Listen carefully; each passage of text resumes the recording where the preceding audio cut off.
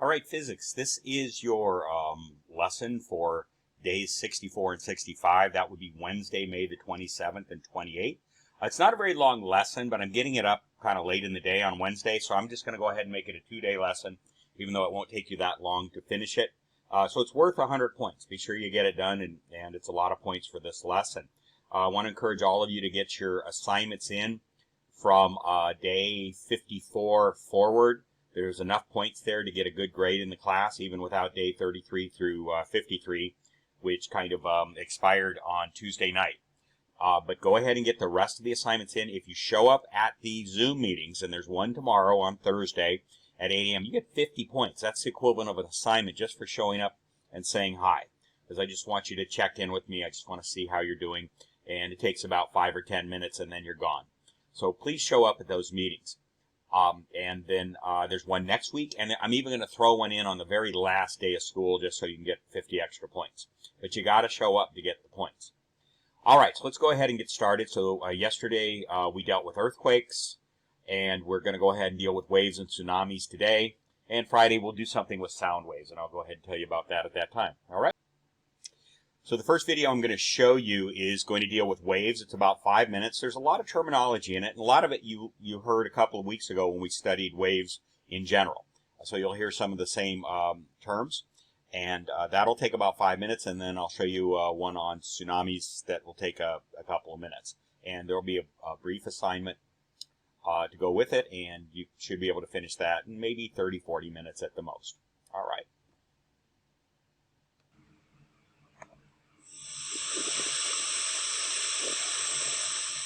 Normal ocean waves result from the frictional drag of wind on the surface of the water. The waves you observe at a given beach may originate thousands of kilometers away, whereas tsunami waves are caused by displacement of the crust caused by an earthquake. Waves have a crest and a trough, the distance between crests being known as the wavelength. Waves travel in groups called a wave train. Waves are not all moving at the same speed. When one wave catches up to another, you can end up with an even higher wave. This is called constructive interference. Ocean waves can travel hundreds of kilometers before they reach the land.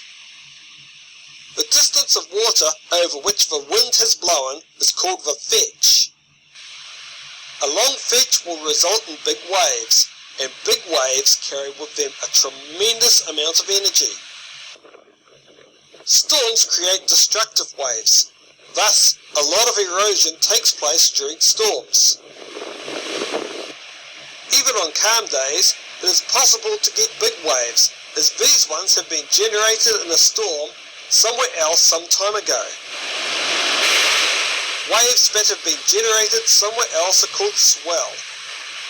Swell waves have a long wavelength and are considered desirable by surfers, compared to the choppy locally produced waves which have short wavelengths. Waves on the east coast of Australia are often big, as they have travelled a long distance across the Pacific Ocean before reaching Australia. Waves that build up coastlines by transporting and depositing sediments on the shore are called constructive waves. So what happens when waves reach the coast? There is a maximum depth to which waves will cause any significant water movement. We call this the wave base. Thus, below the wave base, waves have no impact on the sediments below. However, when waves enter shallow water, the usual orbital motion of water becomes elliptical. The waves slow down and become steeper and higher. This is called shoaling. When the waves become too high relative to the water's depth, the waves break.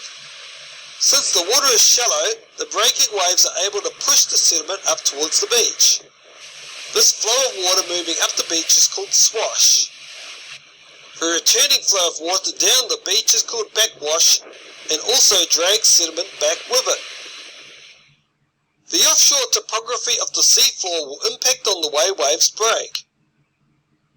Spilling breakers have wave crests that spill forward, creating foam and turbulent water. They occur where waves travel over a wide, gentle sloping sea floor. Plunging breakers have the classic barrel shape where the waves curl and the crests fall forward with a lot of force. They occur on steep beaches, on sandbars, and the outside edges of reefs. In these places, the waves are moving from deep to shallow very quickly, and they have to slow down fast. Surging breakers are waves that rapidly surge up a beach without appearing to break. They occur on beaches where the beach profile is too steep for waves to break properly.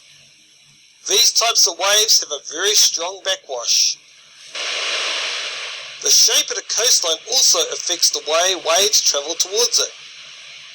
When waves approach an uneven coastline of bays and headlands, they are refracted and become increasingly parallel to the coastline.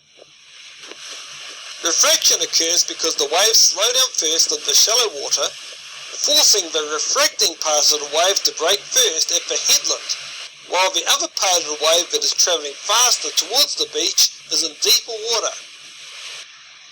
Refraction increases erosion at headlands, and deposition tends to take place in the lower energy bays and beaches.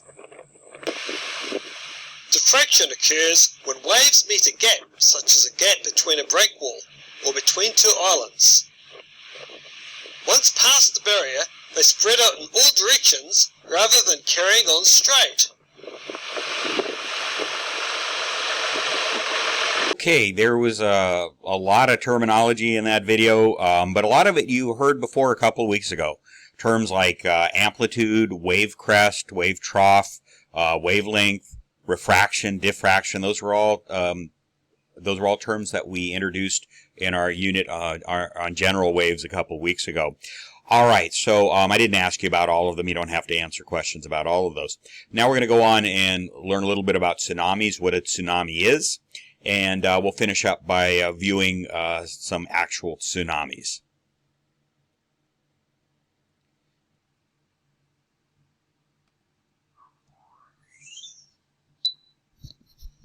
Hi, I'm Emerald Robinson, and in this What Is video, we're going to discuss Earth's most powerful waves, tsunamis.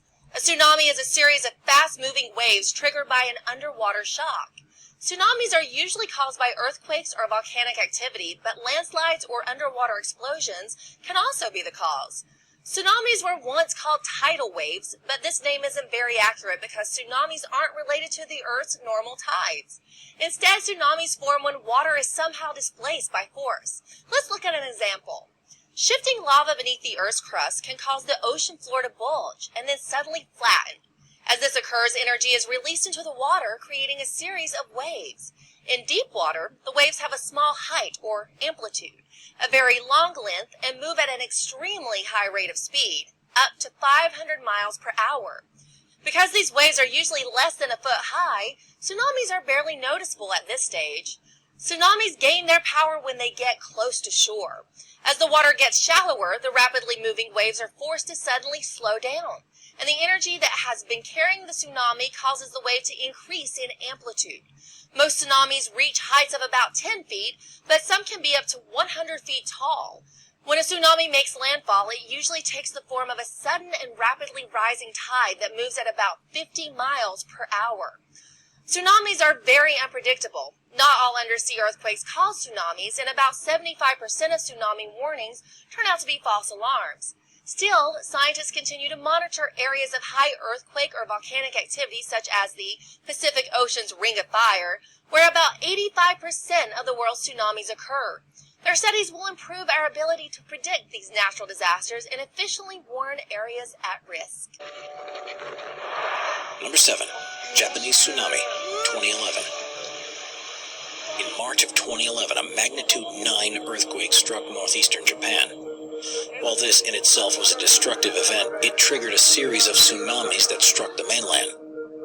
The monster waves surged up to 6 miles inland at heights of up to 128 feet and devastated everything that lay in their path. 217 square miles were completely flooded. 3 buildings being used as rescue centers were washed away. wave even created a frighteningly large whirlpool.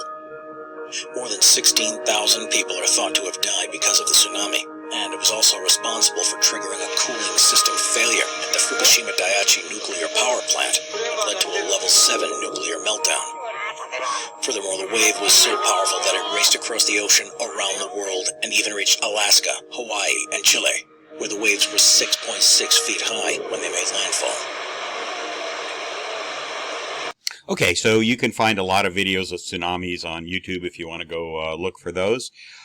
So that takes care of this assignment. Again, it's a 2-day assignment. It's Wednesday and Thursday. It's due on Monday. So go ahead and get that done. Get it into me, preferably through Canvas. And if you're somebody who hasn't been submitting assignments, you still have a chance to pass the class and even get a pretty good grade, but you got to get going right away. So go ahead and be in touch with me if you need some help. All right, I look forward to, I'll talk to you again on Friday.